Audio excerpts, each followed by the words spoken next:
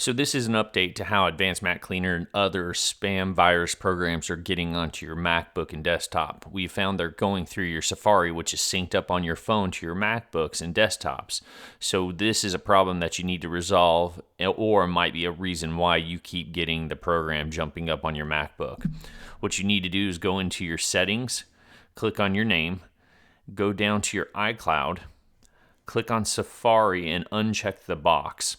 This will ask you if you want to keep it on your iPhone or delete it from your iPhone, the information in your Safari. Go ahead and you can keep your information in your iPhone, but it will now stop syncing all the browsing information from your Safari on your iPhone to the Safari on your desktop or MacBooks.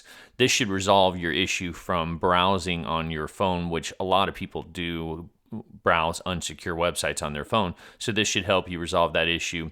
As we continue to find out more information on how they're getting trickier and trickier by getting different spam virus programs on your desktop, we will keep updating you. Thanks and have a good day.